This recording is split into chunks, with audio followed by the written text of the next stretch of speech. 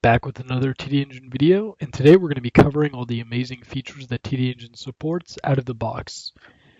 Disclaimer, this video does not show how to set up a connection and how to actually get your data in, but today we're going to show you all of the features once your data is already in. Alright, on the left here you'll see the asset tree. You can define this tree any way you'd like. Right now, I'm going to show you my oil and upstream facilities, but you're able to define these hierarchies however you want. You can also have multiple trees. Let's focus on a particular element, like this one. Each element has a general section. In the general section, I can see things like the path, the category it's a part of, and its template.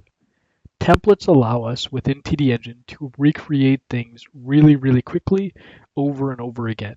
So for instance, if this oil rotate template contains 10 other elements, if I created something within this one element, it'll be really easy to recreate them because templating allows for scalable creation. It's a powerful feature and I encourage you guys to try that. It'll make recreating things really quickly. Okay, now there is also a section called Add to Groups. So we categorize things by the element tree, but in case you don't want to, you can also categorize elements by their own groups, meaning you have two levels to group elements. The ability to do that makes it powerful when you sort your data. I can also remove an element from a template so they're malleable in case I change my mind.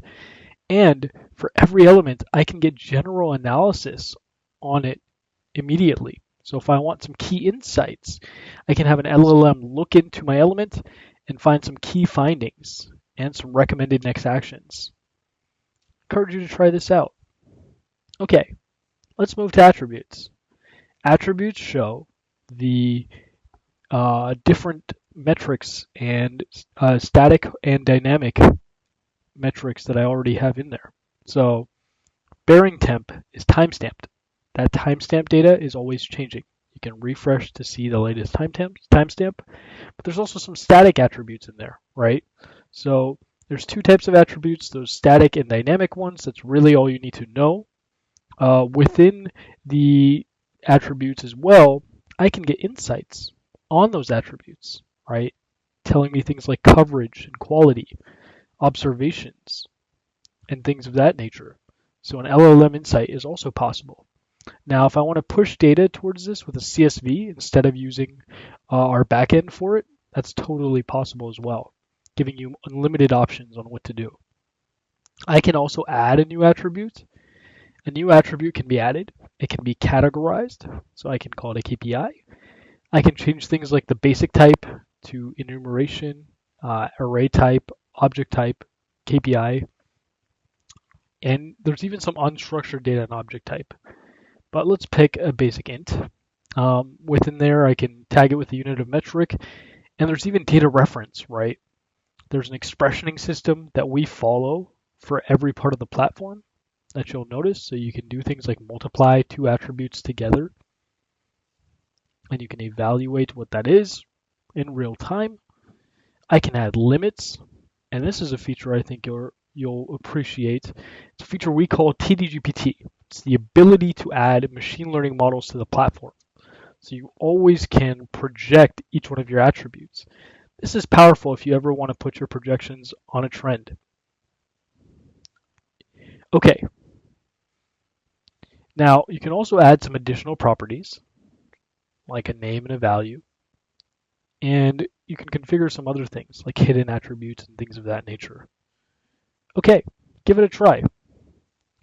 Now, let's move to panels. What can you actually create with these values? So panels is a section where our AI features really come to life. Just like before, general insights or general analysis is available on panels. It gives you recommendations on the panels that you can create and shows you what you already have. But beyond that, I can hop in here and get AI recommendations on what are the best panels to create. When I'm ready, I can like panels that I want more of and dislike panels I want less of. I'm going to generate this one. And an LLM will write the SQL for the panel for me. There you go. It's already ready to go. And what I can do is I can also get analysis on this panel. I can interpret it. What does this panel mean? There's a summary, some key findings. So not only does AI create the panels for you, but it also generates some insights for you. And you'll notice you can do this for everything. Okay, let's go back. Now I can save this as a chart that I already have, and I can also convert it to a template, making it really easy to recreate this for the other 10 elements I have in this template. Now another thing I can do is create a panel with natural language. So I can say, I want the vibration for the last 30 minutes in a line graph. Making panels with natural language makes it really easy for experts to hop into the platform and create these visualizations. And there you go. It puts it up on a chart. Wasn't that easy? And I can go ahead and hit save. Okay, create a few panels this way and try that out. But another way to make panels is also manually. Here I can manually add any metrics as I want. So like you can add 2. You can customize these graphs. So I can do things like multi-swim lane, which I'm sure everyone is familiar with. It's the ability to have these charts on 2 different swim lanes. I can do things like change the hue or the scheme, add a fill opacity, and I can also change the chart type, right? There's trend chart, stat value, bar gauge chart, table, KPI report, bar chart. All of those chart types are supported. Okay, I encourage you to play around with the different visualizations that we have, but if you prefer writing SQL, you can also view the SQL behind this graph and then use advanced SQL to write your own SQL queries to then put into charts. Try that out as well. Okay, let's take some of these panels and create a dashboard. Now, when I click Add to New Dashboard, you'll see 2 options. So one of the options is the standard dashboard. Standard dashboards are just an amalgamation of regular panels. And then you have Canvas dashboards. Okay, Canvas dashboards are a combination of asset-centric visualizations and panels. So I can do things like have connections between 2 different assets visualized. These are some of the symbols we already have, but you don't need to use these, right? You can use your own. So I can connect 2 symbols, I can animate all this, and of course I can map my metrics to each one of these symbols. So they're not just static. And those panels we created can also be added here. So these are those P&ID diagrams that you are used to, and you can also directly upload AutoCAD files. It's really magical in the things you can create, and I'll show you a finished one soon. The standard dashboard is another one that's very popular. Within the standard dashboard, you also have AI suggestions. They give you the ability to create panels within a template, making it really easy for someone to hop in and templatize a dashboard. But you can also use the panels you've previously created for this. So I'm going to pick 3 of them. Let's see. Let's add this one, and this one to the same trend. They follow a standard grid system. I can change the background color. I can add an effect to the background if I wish. There's a lot of customization options, so please play around with them. You can even change the panel border style. And then you can also schedule a report. For the multi-swim lane, I can turn it on and off within a dashboard as well. And it's really limitless in the customization options. For scheduled reports, they work pretty simply. You can configure the contact point outside of this interface, but within here you can change the frequency, how often these are sent to you, and when these are sent to you. You can also pick an end date for the reports. So someone can wake up and get texts, emails, and other notifications about these reports. They support standard webhook protocol, so it's pretty easy to send some reports out of your dashboards. Let's go to some pre-created ones, but before I do that, every dashboard can be converted to a template. And you can also get general analysis on the dashboards you already have. It kind of makes it easier to consider what you're doing with your dashboards and which dashboards to make. As a reminder, AI lives in every portion of the platform, and you can see that as we're creating all of these different aspects within TDengine. Let's go into a dashboard that I've already created. Here's a created dashboard. As you can see, I can turn multi-swim lane on and off. I can get general analysis on a dashboard. So you can kind of see the different panel names, the coverage observations. And I can do things like pick the time range, right? So I can pick the absolute time range and go back multiple years in time. I can pick a shortcut time range. I can add an auto refresh interval if I want to see the data coming in every 1 second.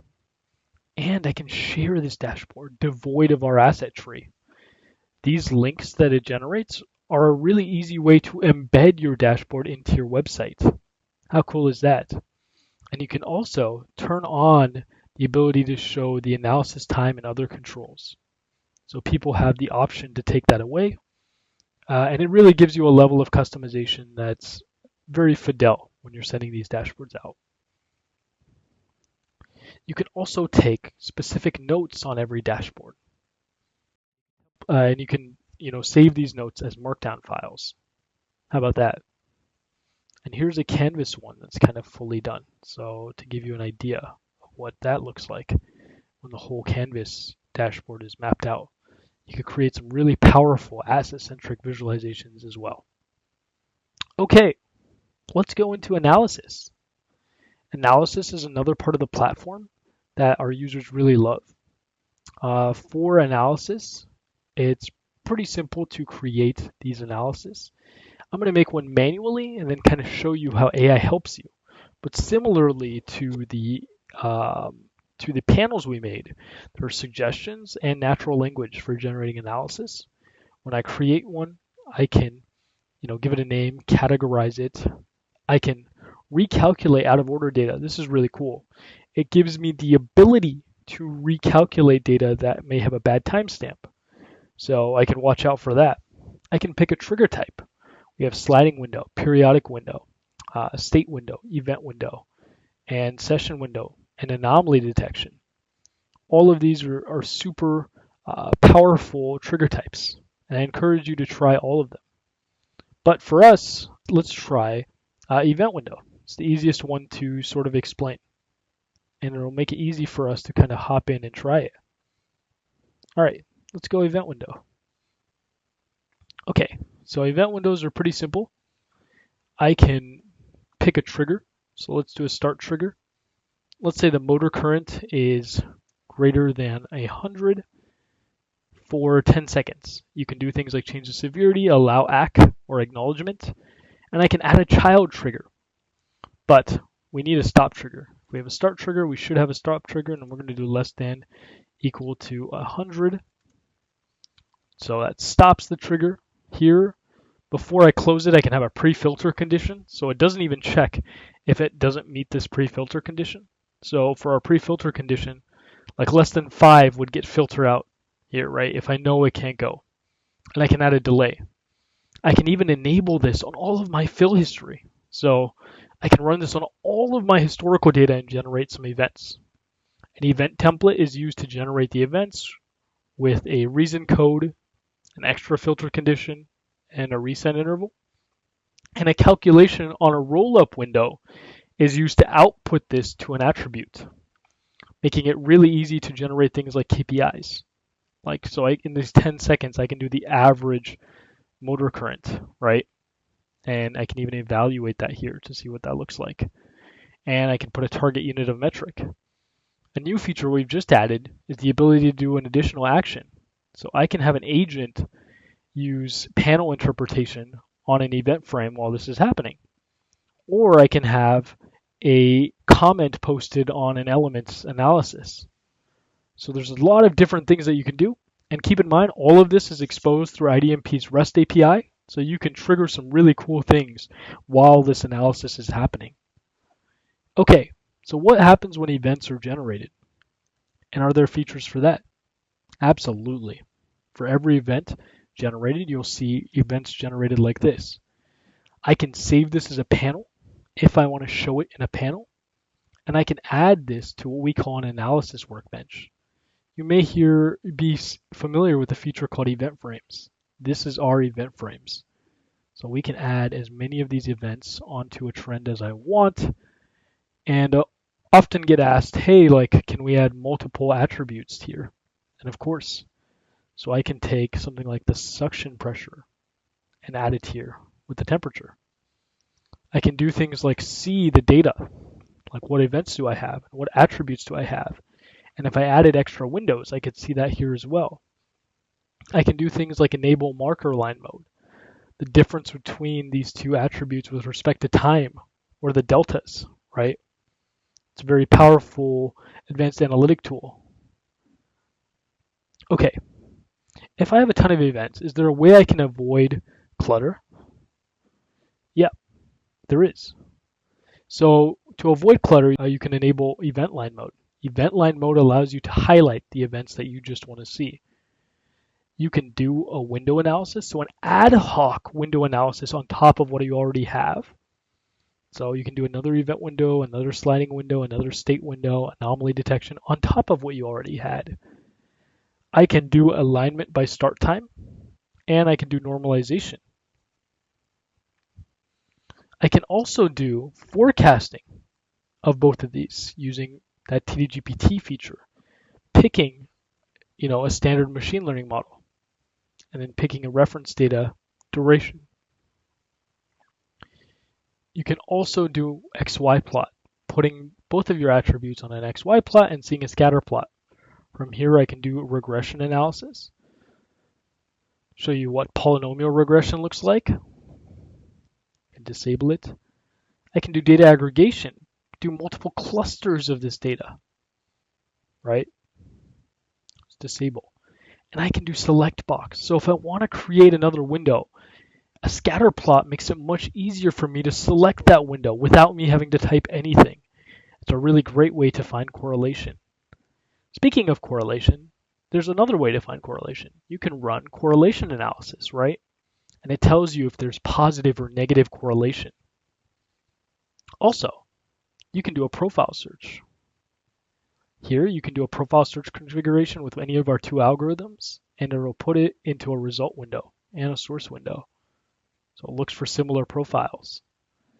I can even get insights on these events. So it'll draw up some insights on the events that I already have, giving me a short summary, telling me which events I have and what the fingerprint is, and it gives me key findings and context. Okay, let's hop into another really powerful feature, our AI chat. This is used to map out and get help on some of the core TDengine features, as well as write some small reports on the elements you already have.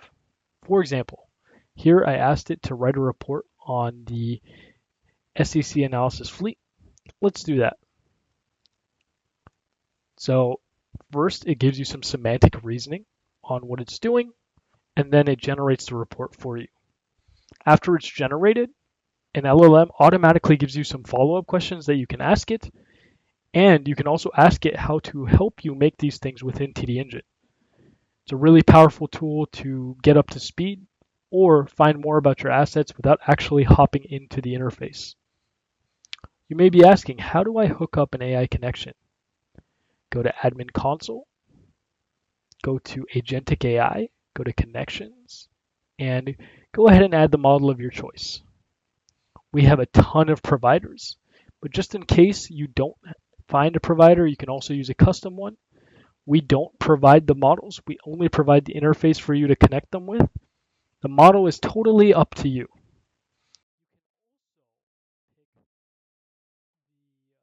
You can also pick if you want one of the big providers or to use a local LLM. Keep in mind, a local LLM works exactly the same with the API URL, but it does not have an API key. For local LLMs, we recommend a 16-core GPU at least to make sure your performance is steady, and that can be talked about during the time of your deployment.